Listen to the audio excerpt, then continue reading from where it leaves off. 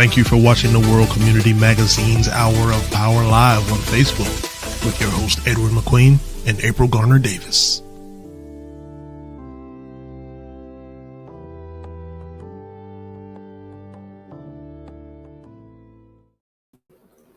And good evening. I'm your co-host Ed McQueen today, and welcome to the World Community Magazine Live, WCM Live for short. We're so happy that you all could tune in with us, and always glad to have you. Always ready to hear what your comments are going to be and so forth. And we think you're going to have not a lot today, maybe, but it's going to be interesting. And I just want to fill you all in that, of course, as you saw the promo, we're going to be talking about the Gullah Geechee.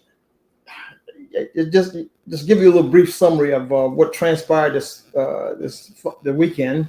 One was the magnificent field trip that headed by Mrs.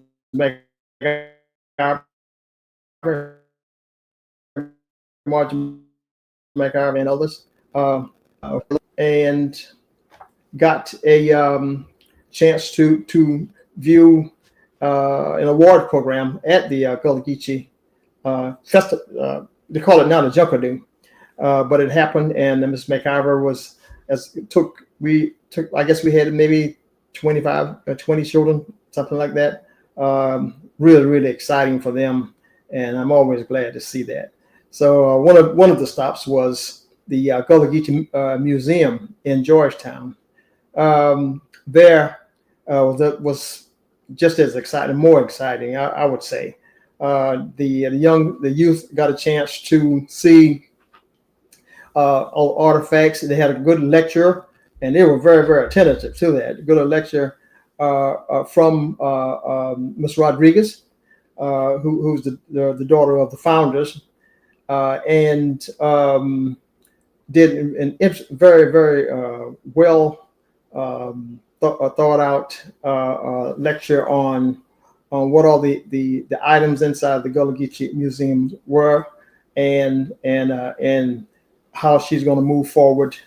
It was just exciting. Okay, so at that museum, of course, and our next guest was also there, Mr. Joshua Mishoe, and he's also trying to be well thought on Gullah Geechee history and the Gullah Geechee culture, and he's been doing it for a while. And he has a project called Camp Geechee. Okay, and throughout that, and he has furthermore created had become a cartoonist per se, and he has developed a book for children, as for anybody, but it features it's a comic book that featured some interesting facts about the Gullah Geechee, and he's here with us this evening to talk about that, and Please listen to what he has to say. He's been working on it. He was with us back in November, I believe, or 24, when he started this book, or he was well into it. So now he's going to give us an update on this project, and he's been doing some good research. So without further ado, let's talk with Mr. Joshua Mishoe. Mr. Mishoe. How's it going? Little bad. You seem excited. Oh, I'm always excited, especially when I get to share more about the. Yeah, well, that's good. I'm excited for you, man. And I was more excited when I saw your book that you had completed. I think your endeavor to get on this project, or start this project back in 2024, I believe. Right. Yeah. So essentially what this is right here is the coloring book. So for those that don't know me, I'll reintroduce myself. My name is Joshua Mishoe. I'm the writer and creator of the historical fiction manga known as Camp Geechee. Essentially what it is I take Gullah Geechee folklore, tradition, history, mythology, the culture, and I put it in a digestible way into a format that one thing that I've realized is that we're putting it in a digestible format because one thing I've realized is a lot of people, especially our youth, they won't pick up a history book, but what they will do is they'll play a video game, pick up a comic book, watch a good movie, watch a TV show, and a good proof of concept is Greek mythology. For millennials, for Gen Z, for Gen Alpha, a lot of them know about Greek mythology because there's the video games, there's the books, there's the TV shows, there's the countless movies. So I said, why don't we do the same thing with our culture? I did not learn more about African-American history until after high school. Did not know I was Gullah Geechee until 2 years ago. And in my time of studying it, you realize why it's not being taught, because it's incredibly empowering. And I know that these are stories that deserve to be told. This is a history that deserves to be preserved. So this is my way of preserving the culture in an innovative way. Since what you said, we were together November 2024. Yeah, that was back in November 2024 that I believe that you were with us. So since November, there has been a lot. I've been essentially still doing what I call campaigning. And the whole point of Camp Geechee is to be something that is more multimedia. What you see me here holding, about 2 months ago, we released a coloring book called Camp Geechee Color the Culture. Now, what this is it's a fun way to get to know more about the lore within the story, but also learn at the same time. For example, within this book, yet again, I mentioned this is a historical fiction. So we take certain historical figures. Can you see that right there? Is that good?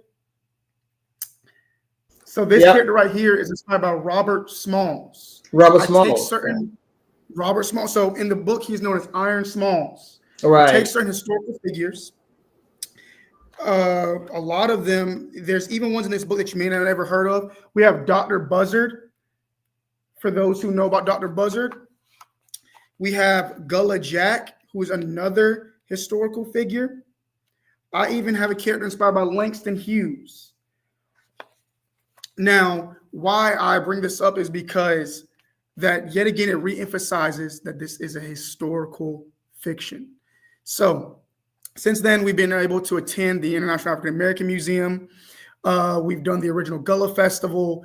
We did DreamCon. We went to the Penn Center several times. I've been able to go to schools in Charleston. I've gone to local libraries where I've done events. One of the interesting events that I've done is one of the local libraries said, hey, we want to hear more about your story, but can you turn it into a yoga event? So I took Camp Geechee and I turned it into a yoga event. I've done it for done an event for silent disco. We recently launched us doing courses and curriculums within schools. So that way we can continue to grow the community around the story. But this is also because Camp Geechee, the vision for it is multimedia. We want it to be something that you can read, but we wanted to mainly also be something that you can experience, because 5 years, 10 years down the road, for anyone that knows me, that here's the goals of this story, we want to have a live Camp Geechee. So we've been able to accomplish a lot. I even got a chance to call into the Breakfast Club, and I was going to tell Charlamagne the God about it, and he said, I've seen your stuff. So even though for me that was incredible, because I did not know the reach of what Camp Geechee was doing. I think if we met in November, December, was when I received the award from the Gullah Geechee Heritage Foundation as their future champion. And since then, there's probably other things I'm not even mentioning, but Camp Geechee has already been showing its potential with its reach. Yet again, the actual book is in production right now. This is just to kind of give you a little taste. Right. Before that, and also we're still in this to be able to raise funds for volume 1 of Camp Geechee. So interesting. You said volume 1. This means that you have big plans for that. Absolutely, absolutely. So for people that don't know what mangas are, I normally have them all on me, but mangas, think of a manga as almost a chapter book.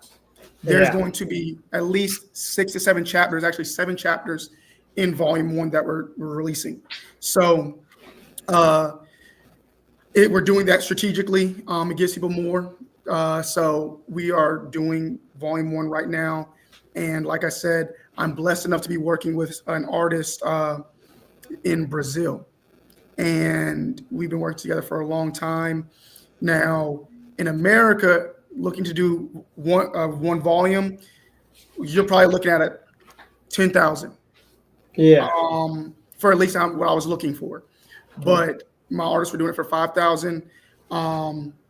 And yet again, we did a crowdfunding campaign recently. They did not reach the full goal, but nonetheless, we were still able to raise funds to be able to keep the project going. And then we also dropped the coloring book soon after that to be able to continue to raise funds. So.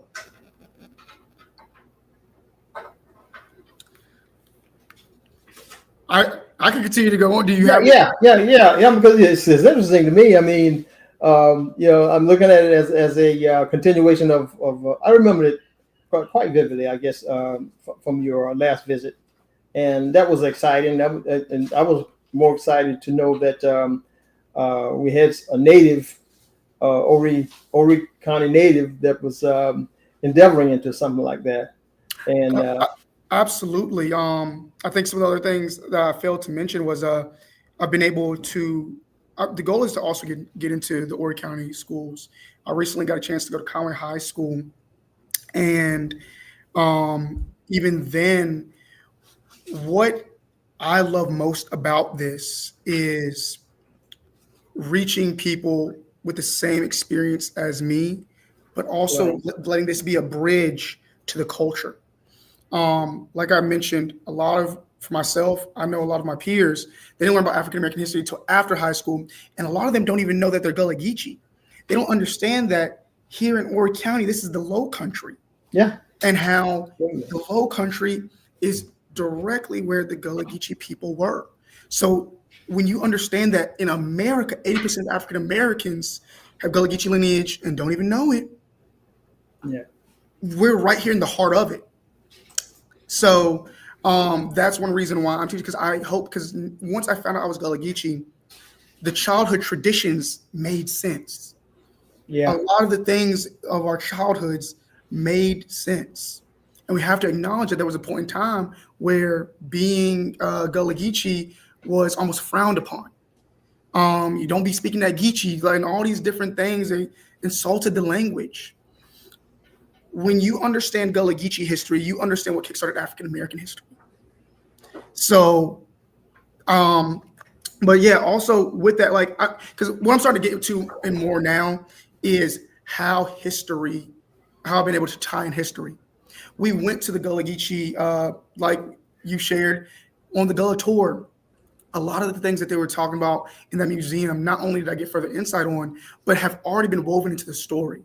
You can take something like the Basket Weaver clan. So in this story, without diving so much into the lore, there's 10 different clans The main antagonist of the story is a part of another clan, and the main antagonist is a boo hag. So if anybody out there has ever heard of the saying that the hag is riding you, that comes right from Gullah Geechee folklore. Yeah, that was interesting when I found that out, because they used that a lot when I was growing up. Yes. And the hag is riding you or something like that. Yes. Man, that was really wild.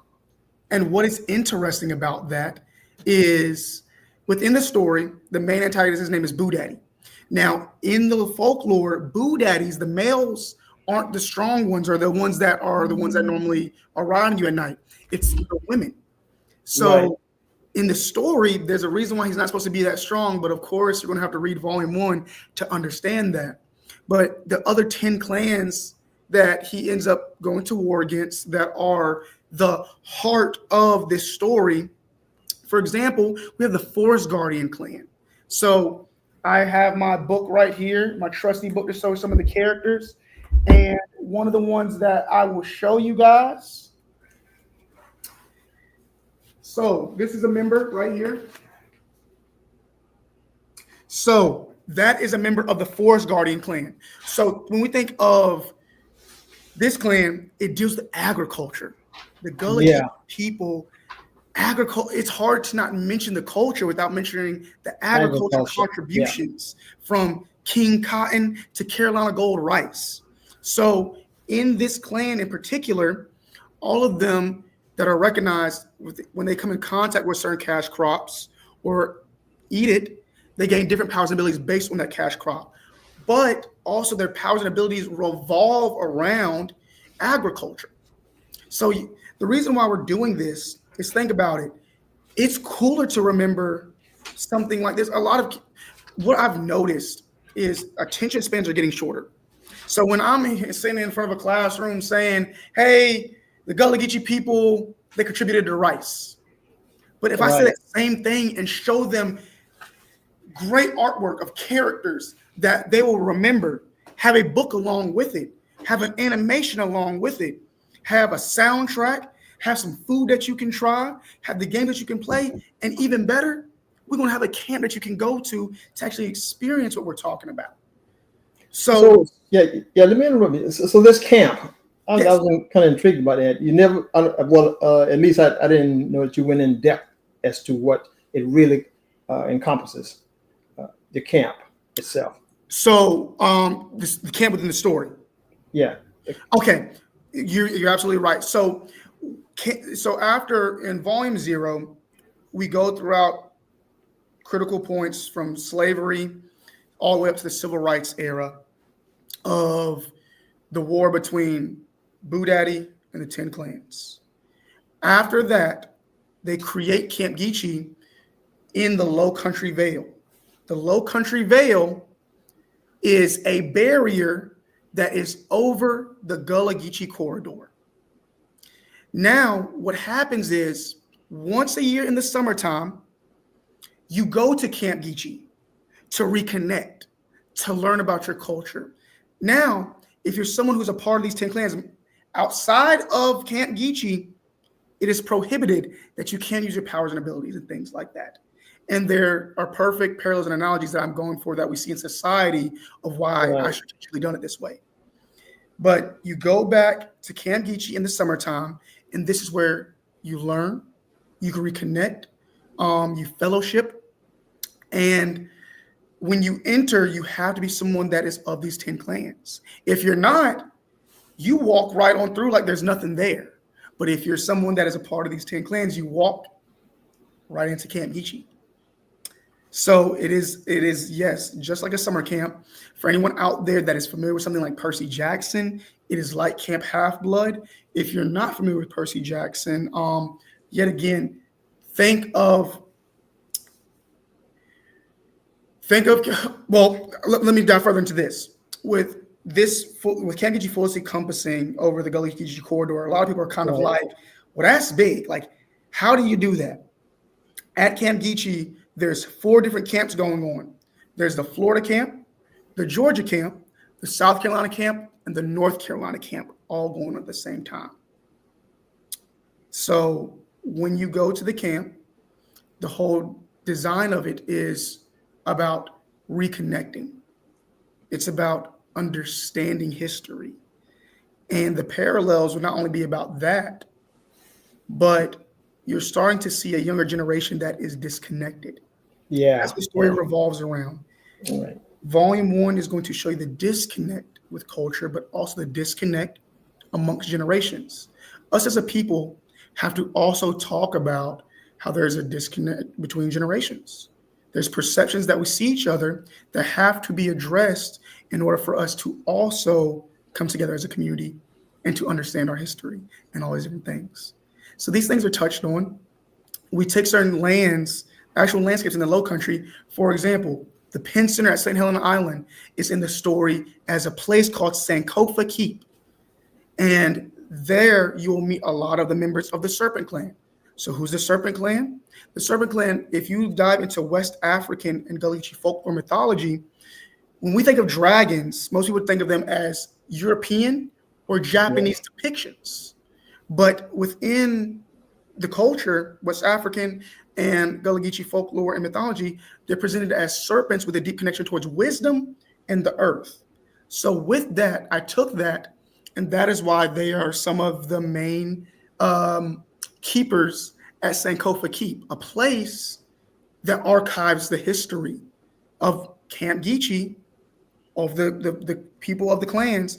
But this is where you can also go to find out, like I just told you guys, Robert Smalls, inspired by Iron Smalls. You can go to Sankofa Keep and find out his full story. And this will be the connection, because we will also branch out into other small stories. Like I have a character named Harriet that you will meet that is inspired by Harriet Tubman, and she's a part of the Forest Guardian clan. We have the Tuskegee Airmen. I've already created some of these stories, the scripts for them, of what the Tuskegee Airmen look like. What does World War I, World War II? What does the 6888? What does these incredible stories of our people look like within this world? And I tell them in a way that, yet again, makes it more digestible and rememberable. So, what is your role? And secondly, is Camp Geechee run by is that a partnership like organization, or? So Camp Geechee is owned by my main business, which is called Great Messenger Media. So Great Messenger Media is a full compass of all of my stories that I've created. So Camp Geechee falls under my LLC of Great Messenger Media. Okay, yeah. So pretty much when I often say we, it's me. I have a small team. Yeah. But mostly it's in reference to me. Now, my role is outside of the actual story, and I'll tell you what I mean by that. I am the writer, the creator, the editor. As an indie creator, I wear a lot of hats. I'm the concept artist. I'm the one that goes out for the marketing. I'm the one that I self-publish, all these different things. Now, some of the help that I do get, I get help with assistance with recently with some of the business management. I do have, like I mentioned, an artist. I've been slowly building a team of editors to help be able to kind of just for me to bounce ideas off of and things like that. I'm still trying to build a solid team, but that is my role within the story. Like I said, I'm everything: the writer, the creator, the editor, all those different things. Now, within the story, I'm the main character. So this is the main character of the story. He looked like me. I know. Look at the resemblance. He looked like me. So this is Joshua of the Bee Shaman clan, and the Bee Shaman. The Bee Shaman clan, and what Go ahead. The Bee Shaman clan. One of the things that you'll realize throughout West African and Gullah Geechee tradition, folklore, mythology, culture is the connection and symbolism of animals and what we believed animals to be, and how we pay respect to them, as we know that God tells us to pay respect to the animals of the land as well. So the members of this clan, they have powers and abilities that are tied to animals of West Africa and the Low Country. For example, you can turn into Dr. Buzzard, the one that I showed right here. He turns into a were-buzzard. And when I say were, think of like a werewolf, anything that's kind of like a humanoid version of the animal. Everything from lions to bears to herons to a lot of things that are native to the Low Country or West Africa. Now, what is interesting about this is that this character, my character, he's on the same path that I'm on. I talked with somebody recently at the Atlantic Beach Gullah Geechee festival that I was vending at, and he was saying how his journey is about reconnecting to a culture that he did not know, that he didn't understand until later in his life. And I said that this is the exact journey of the character within my story, because this character, it talks about not only him reconnecting, but also mentorship. So that's why I'm trying to get into these schools, because what is happening with these characters is we're thrusted into these mentorship positions, and we often don't always have all the answers. I may not know fully who I am, know who my culture is, but now I'm being tasked with teaching kids that know nothing about it, but that need to know about it. So that has to make me do a deeper dive within myself, within learning, understanding my culture, so that way I can be able to properly teach them. And that is the role that my character serves. He feels like he's a great leader, but he will learn early on that being a leader means more about digging into who you are. And in order to dig into who you are, you must know where you've come from. And I'm a firm believer in that. So that is a little bit more about it. Do you have any other questions? I mean, I know as you can tell, I get real passionate about this. Sound like Kevin Mishoe to me. I get it all the time. Which is actually a good point, because my dad, he makes the juices. Yeah, absolutely, yeah. Oh, so for people that don't know, my dad is Kevin Mishoe, owner of Mishoe Legacy Farms. One of the things that we do is we make sour hibiscus juice. We take sour hibiscus leaves and we boil it with cloves, ginger, and cinnamon. Not only does it have a lot of beneficial values, but in the story, it has its own lore. The story is an experience. I've taken Gullah Geechee recipes and Gullah Geechee inspired recipes and put them into the story. So that sour hibiscus juice is known as the Forest Harmony Brew. So that's one of the things that actually, when I go to these things where I go to these schools, go to these libraries, museums, I bring them some of the food to try from the story, because this food is rooted within Gullah Geechee culture as well, and Gullah Geechee tradition. So yet again, these are the ways that you can see how I'm bridging culture with a way that I've been able to provide a memorable experience. So Joshua, you had some images that you wanted to share with us. Yes. And one that you just had in your hand not too long ago, but this is the book, my understanding. The cover of the book. Yes. So who you see on the cover is the main character, Joshua. That is, like I said, inspired by me. And the three kids that you see under it, mind you, one of the creative things that I've done, because I have some of the images right here as well. I'll take this poster, for example. I don't know if everybody can see it, but this poster right here, I've taken people within the community. If anybody knows Miss Jenna Faye, that normally at Gullah Geechee events, she makes baskets. She does basket weaving. She's within this story. I made a character inspired by her. And some of these kids that you see are actually kids that I work with in my local community as an after school and summer camp director. Some of these kids that you see right here are part of the main cast of the characters that will be impacting this story. These are three of the campers of the Bee Shaman clan, and they're inspired by my little brother, my little sister, and my little cousin. And they're going to be some of the main characters to kind of drive the real life symbolism that a lot of these kids, they're not interested. They don't understand it. They may not want to know it. There may be too much into technology to even begin to want to care about it. And you'll see that. Think about anything else. Say one more time. Yeah, I said too much into technology to think about anything else. Exactly. And there's ways that we even touch on that because there is another character that is a part of, let me see. We have another character that I'll show real quick that is a part of what is called the Grave Walker clan. And what the Grave Walker clan, the Grave Walker clan. So this is him right here. So his character is important because, first off, the Grave Walker clan, we have taken. So if you've ever been to a repast before, if anybody's ever been to a repast before, that is rooted within Gullah Geechee tradition as well. We have a way of us as a people of celebrating life and honoring the dead. So that particular clan, one of the things that is unique about them is they take family heirlooms and they're able to turn those into weapons, instruments, different things, because this is something that has always been tradition in our community.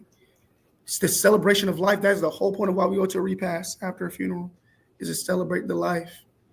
So, but the reason why that character in particular, he is very much technology inclined.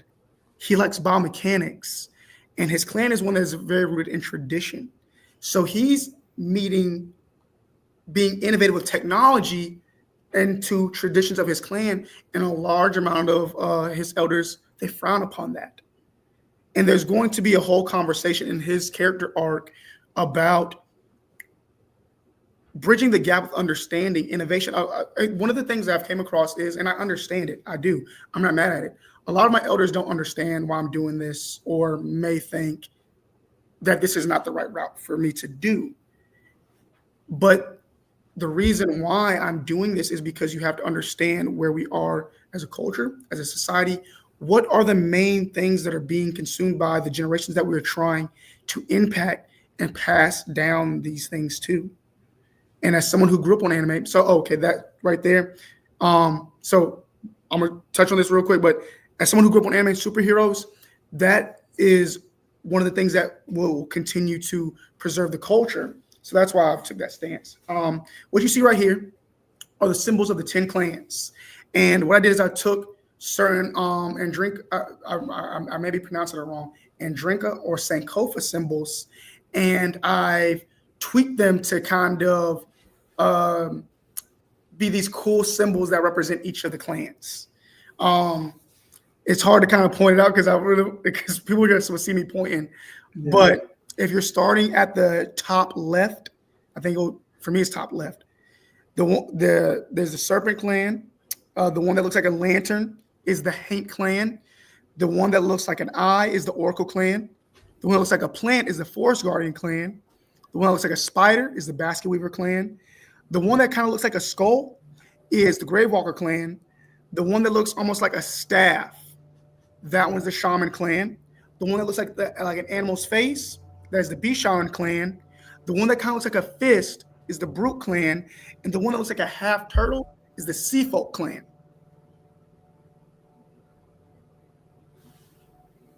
So yet again, that is just a better image of the main character of the story, Joshua of the Beast Shaman clan. Yet again, inspired by yours truly. Y'all can see the resemblance. Come on, we look alike. So like I said, one of the interesting things that are, like I've mentioned before, I may have mentioned before, is not only am I the main character of my own story, but all the characters in the story are inspired by people that I know, people that I've met within the Gullah Geechee community, friends and family alike. If you are someone who is a supporter of the story, I do my best to make sure I can get.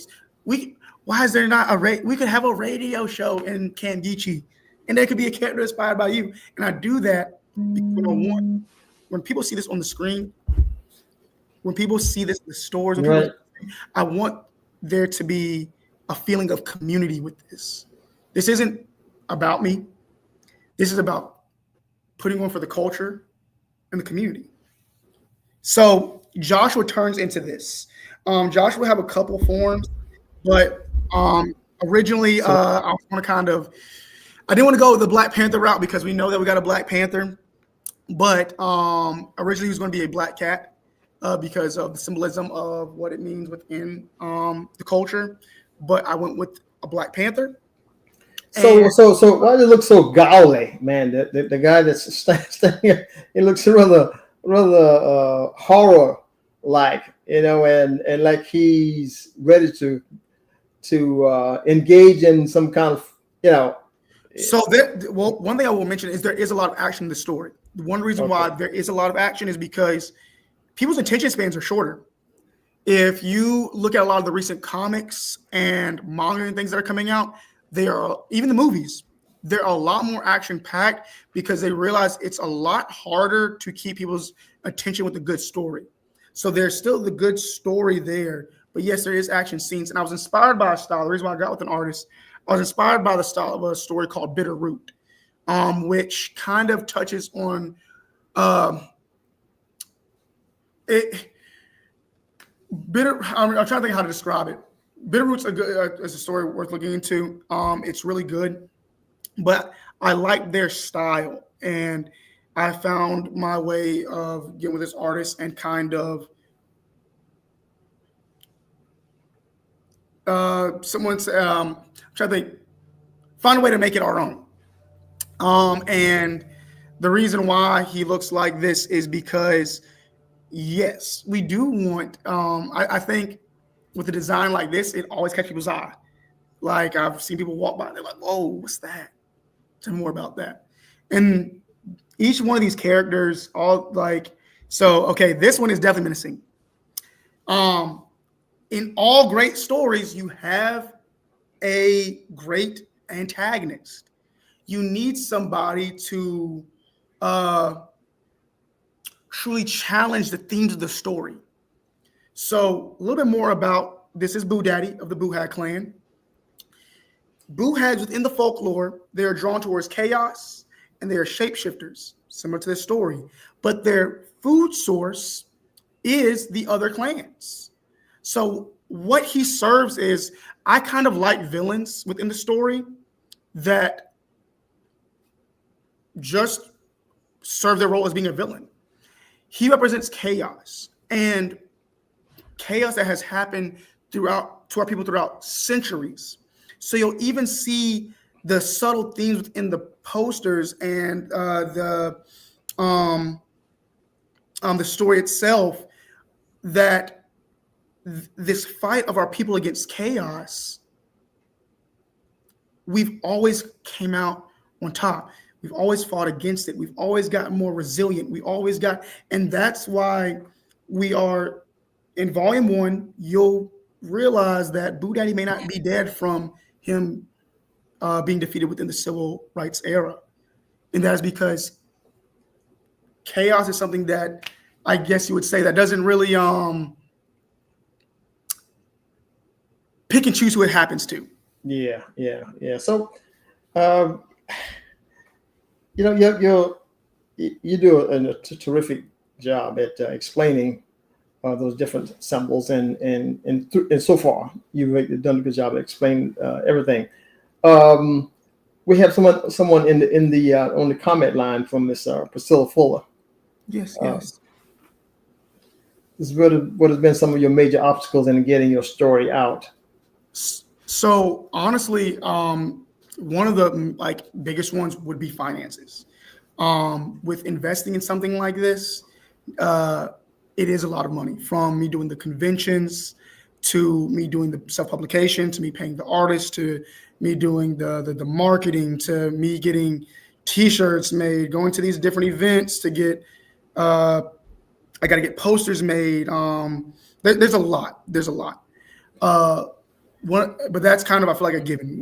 If you're an indie creator, you are often going to have to put a lot into it, which which is understandable. I'm not mad at it. I understand it because along the way, as we gain more investors, they want to know that I've put more money into it than anybody else that I'm asking for money from.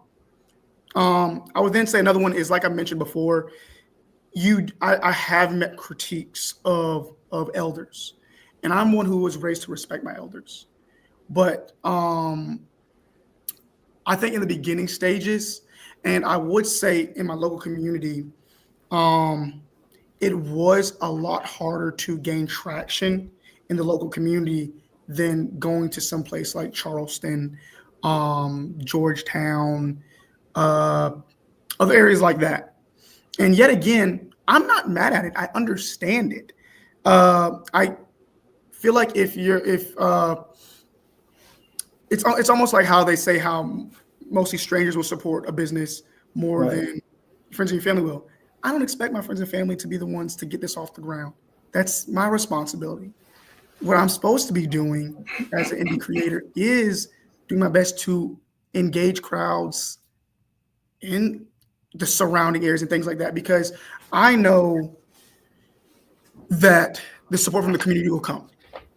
Yeah. So I get it, and I'm blessed enough that I feel like I'm now at a point where I am seeing a lot more of the support from the community. And yet again, I don't hold grudges. I don't say, well, hey, you didn't support me from the beginning. No, like that's not my thing. So yeah, eventually that comes around. If your product is good, if your product is attractive, they'll give in. They'll come around. Absolutely, okay. And that's why I believe in what I'm building wholeheartedly. I know with what I'm building that it is something that nobody's doing. So let me make a suggestion to you, absolutely. Kevin. Not a suggestion. Let me ask you about exploring something. You could put yourself out there to do speaking engagements. Okay, in order to raise money to make sure that your project is moving further on and meet all the challenges that you just said about marketing and you haven't going to conventions and stuff like that and getting your product out. I think you have a lot to say, on a speaking engagement. I really do. And maybe that's one of the ways that you could explore to raise funds. Okay. But I think that there's a number of ways out there, though. Yeah, okay. And actually, so I may have not been more clear, but that's actually what I've already been doing. So even I probably should have mentioned that I've also went to things like Men and Male Youth. I went to the Men and Male Youth Conference. I went to a youth conference at a church as well, where I do these speaking engagements. Like the whole thing that I do with these curriculums that I've mentioned are speaking engagements. I go and there's 3 different ones I do. There's one where it's like a paint and you can try some of the food. So all these things I start off by talking. Well, with the one where you create your own character, and then with painting, I talk with people about the culture first, and then dive into showing the connection with the story, and then from there we'll do some activities, and then also do one called The Power of Knowing Your Own Story, where I tell people my own story, and then talk about the stories that I've created and how this is an outlet, talking about how everybody's story is unique. Everyone's story deserves to be put out there. It doesn't have to be the same way that I'm doing it, but your thing may be music. Another person's things could be part of it. Because the reason why I do this is I went from the experiences that I've had. You talk to a lot of youth and adults alike where I say, hey, do you feel like you have a safe place or a safe space to express yourself? And the overwhelming answer is normally no. And I tell them that one way of being able to find that is by expression and by journaling, by putting those thoughts, your story into music, probably whatever. And the reason I'm trying to become successful in this is because when I was younger, no one told me that my imagination could make money. No one told me that it can be something this big. And I want to make it for children in my community, for youth in my community, for adults in my community, to show that it is possible. If we start seeing more Black faces in these spaces, then we are going to start the trend of that they can and will be in these bigger industries, whether it's being a lawyer, a doctor, anything of that nature. All right, man, it's good to hear from people like you don't know these people, but Mr. Wilbur Graham Jr. He's all the way on the other side of Loris, by the way. So yeah. So you're getting that feel now, right? Yes. Yeah. So if your like I said, if your product is good, it'll come around. Okay. Yes. And so you started off. I remember, and when you were here the last time, back in November, I believe, 24. Yes. And I was anxious to know why. I know you said, well, first of all, let me ask you, do you think that there was a void in your knowledge of the black culture? Absolutely. Okay, all right. I won't say anymore. I was trying to give one of the rationales for you pursuing this camp and so forth, and the project that you have. I was about to ask you, was it because one of the it was a void in your lack of knowledge on the black culture. So, are you concerned about it being attacked within the school system? You know, call it CRT. Yes. Yes. But having said that, I think that this should give you your project a boost by the fact that they don't want it in the school system. So you can fill that void, okay, with what you have. And it's probably a lot more thorough than what was in the school system, because that's kind of watered down. It was watered down. They tell you whatever they thought that you probably would hear. At the same time, they'll call it black culture and stuff like that. But you, quote unquote, you got the real thing there, man. Yes. And I feel like I found my way around it, because when we think about any other culture in comparison, right, they're able to talk about and teach their culture in a way that is respected, right, and not, what we're seeing being taken away, washed over, pushed aside. When you go to certain countries, you pay for the experiences of learning about the Chinese or Samoan culture. But why is it not the same when I'm talking about African American history? right. So by talking about Gullah Geechee history, I talk about it as someone who is Gullah Geechee. I talk about it in a way that it has met criticism. When I had my original story, which talked more on the African American experience, us as Black men and Black women within this country, there was a hard no at first. I was trying to get to the schools, and they were kind of like, we don't know. This story has allowed me to more so do it, because there are some curriculums that are being taught in the area about the Gullah Geechee that have surprised me. But yet again, they graze over it. And I am absolutely worried about the condition of what we're coming to. But that is why I stay strong and steadfast in what I've created, because it still is, to me, it's an answer. Like you said, I've turned a lot of this stuff around. I even made a recent video on my social media, on my TikTok. Everybody wants to see it on TikTok. I'm at Josh Stay Motivated. And one of the ones that I showed was PragerU. One of the things that is being replaced with PBS is something called PragerU.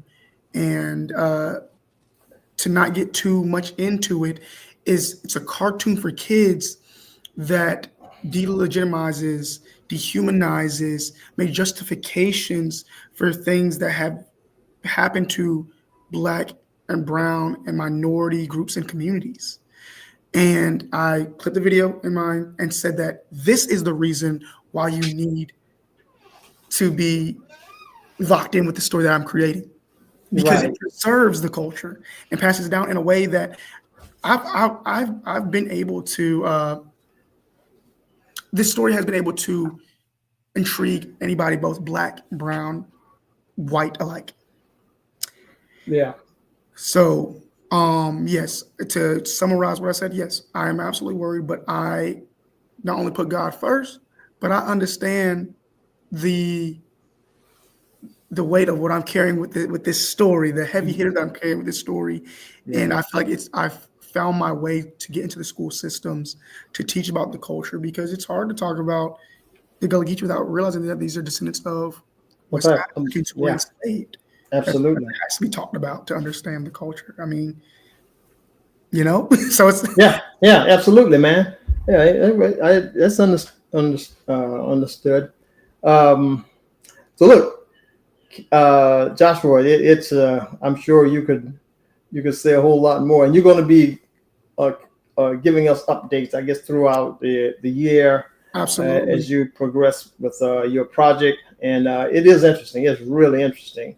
Absolutely. And the last time you were on, you had a lot of callers, people call it calling in, texting in, and what you answering your questions and stuff like that. Much more today. They have some today, but it's just enlightening, and we hope to have you back again, of course. Good talking to you, man. And yeah. And can I say one more thing? Yes. So ahead. Real quick, everybody, the time for when Volume 1 early spring, that's when we're projected to get it made. So by the time spring and summer hit next year, we will have Volume 1. If anybody does want to support my social media on Facebook, I am at Camp Geechee. On Instagram, it's at Camp Geechee. And then also, I'm selling the books for $20. All the funds go towards the project being created. So yet again, just think about this as you're investing in more than just me. You're investing into the culture and the community. I'm fighting every day to support, uplift, and honor. Hey, Joshua, we have an announcement that we're making. April, this coming on Saturday, September 27th. Yeah. Joshua, I think you're aware of this lady with the Hatitude.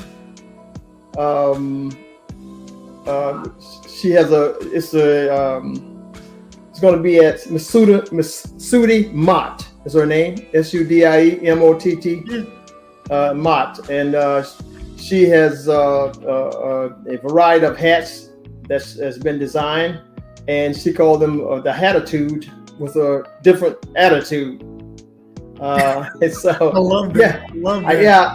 You may have talked with her at the Gullah Geechee Museum. But on Saturday, September 27th, which is next Saturday, not the Saturday coming, at 3 p.m., she's going to be at St. Mary Missionary Baptist Church in Myrtle Beach. It's located at 307 Ronald McNair Boulevard in Myrtle Beach. And Reverend Woodrow Jones is the pastor there. And she's going to be talking about the hats and so forth. So, but there's going to be a featured guest speaker, Miss Kathy C. Charles. She's the youth pastor. Oh wow! Miss Charles is the Cherry Hill Missionary Baptist Church. That's awesome. Youth pastor. So, but a Hatitude, I thought that was a very unique way of advertising, and it says, it's a Hatitude with a different attitude. So she has some beautiful looking hats, man. I'm gonna have to check it out. Yeah. Too bad we didn't have the graphics to put up there, but I thought it was very interesting, and that's it for announcement for that September 27th. 3 p.m. at St. Mary Missionary Baptist Church in Myrtle Beach. Okay, so to our audience, thank you all for viewing, and thank you all for tuning in.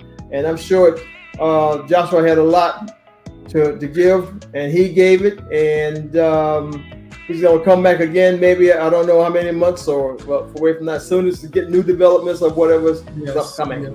Okay. Also talk a little bit more about the juice that you're being made at your dad's house, man, Scott. So we'll talk about that, okay? We will. All right. Yes. Okay. So thank everybody, and thank you so much. Right, and nobody can see April, but she's doing it though. She's doing it, man. She's behind the scenes here.